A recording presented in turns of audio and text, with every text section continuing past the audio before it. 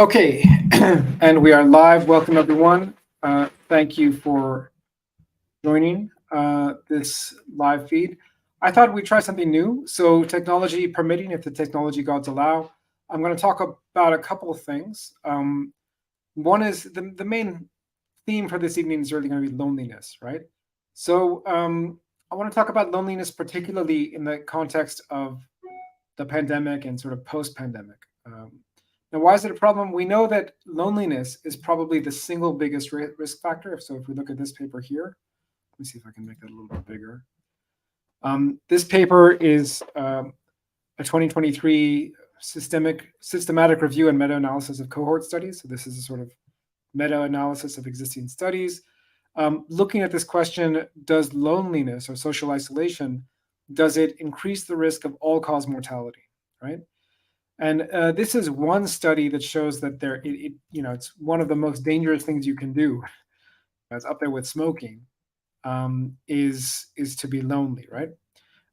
In fact, some studies show. So this is a meta-analysis, but if you look at some of the studies within this analysis, you'll see that people in certain age groups might be 3 times more likely to die of all causes if they report themselves feeling lonely than if they don't, right? So why would this be the case? Well, humans are social animals. Traditionally, we would have needed our family, our friends, our tribe just to survive. And to be without a support network, that would basically be a death sentence, right?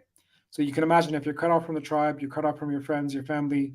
Humans are not, we're not really tigers, right? We can't find food on our own. We're more like lions in that sense. We hunt together, we hunt and gather as groups, right? So loneliness is a problem. And since 2020 and the COVID pandemic, loneliness has dramatically increased, and not always in ways that are quantifiable. There's all kinds of data on this, and I wanted to go over one paper in particular, which I will in a minute. But before I do, just to let you know that here in South Africa, we're going to be doing our bit to try and end loneliness, to try and encourage people to come together. We're going to be doing a retreat. So this is over Heritage Day weekend. Heritage Day is September the 24th, I believe, or 25th. Sorry, Heritage Day will be on the 25th, which is the Monday. That's when it'll be observed. It's actually on the Sunday. And so there'll be an event we'll be doing from the 22nd to the 24th. So you come in on the Friday, leave on the Sunday. Most of the content will be presented on the Saturday. In-person retreat, chance to meet myself and Professor Monique Marks. She's another fantastic health coach, expert in autoimmune, all kinds of other things. She has reversed her own multiple sclerosis. She's quite remarkable. I'll see if I can do a conversation like this with her tomorrow if she's available. If you're here in South Africa, this is the retreat center. I'll put a link in the comments. It's halfway between Durban and Johannesburg. So please do get in touch. You can send me an email to register. I'd love to see you there. By the way, if you're watching, let me know. Do leave a comment or a question. I would love to answer any questions today as well. So this study, let me see if I can bring it up. Stop that screen share and start a new screen share. Sorry, this will just be a second.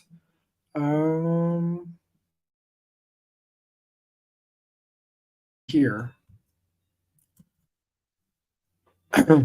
On loneliness before and after so I already have it on the part that I want to show. Let me see if I can bring it up here.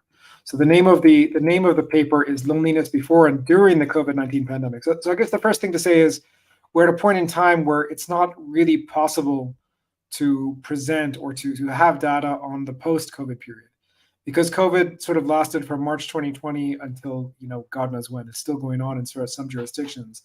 But let's, for the sake of argument, here in South Africa, it's really about March 2022. So 2 years. And March 2022 was only a year and a half ago. So we don't really have good, reliable data from sort of that after, say, the second half of 2022 onwards. So what I'm looking at is before and during. And this paper looks at a number of existing papers during that period. And what it finds, I'll go straight to some of the graphics here.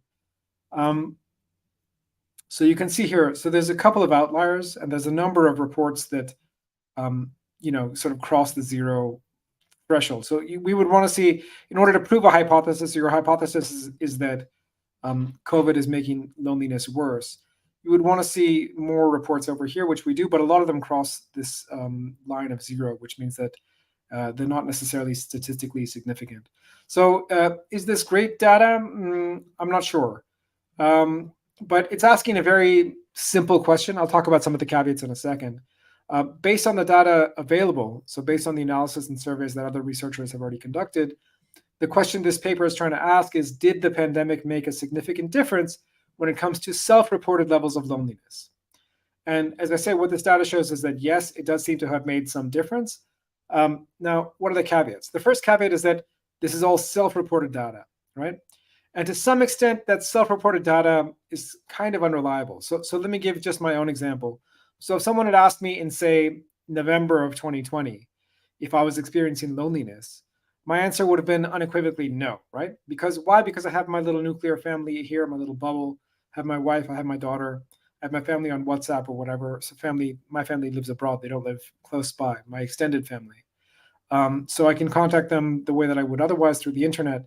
But the fact is, I didn't see, if I compare with 2020 with 2019, in 2019, I was going out, maybe not every week, but, a couple times a week. I was meeting new people, academic conferences, went to a lot of academic conferences in 2019. Now that I think about it, I met a lot of activists and researchers and all kinds of people who I wouldn't have met if I hadn't gone to those conferences.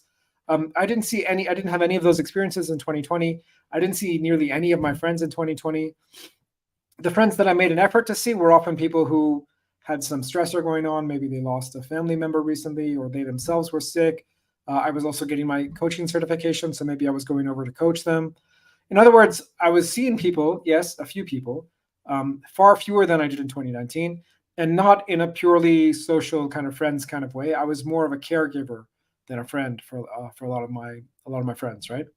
So if there was an objective measure of loneliness, so let's just say like the number of faces that you see in a specific week or a specific year, I was objectively lonelier by that measure in 2020 than I was in 2019.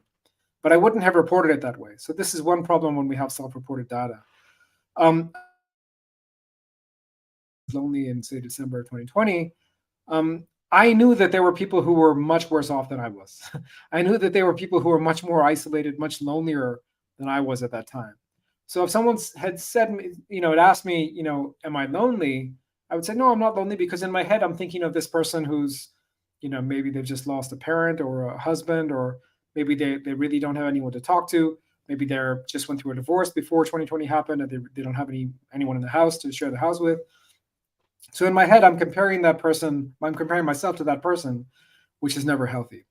Okay, so with those caveats out of the way, what does this data show us?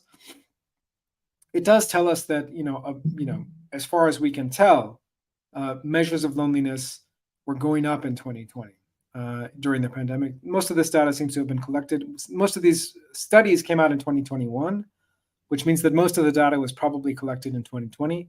Some of it was done in 2020 itself, but I wouldn't necessarily trust that, right?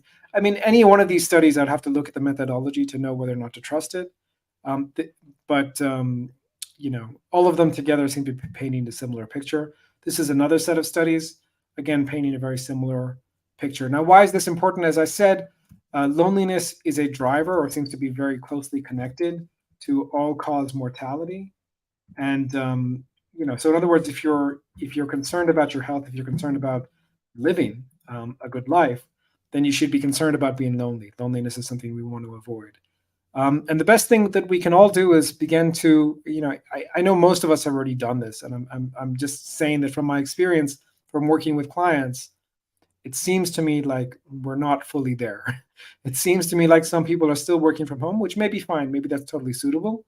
But if you're working from home, then I would ask you to make an extra effort to, get out there and make friends over the weekend, get out there and meet with friends, go to birthday parties, children's birthday parties, whatever it may be.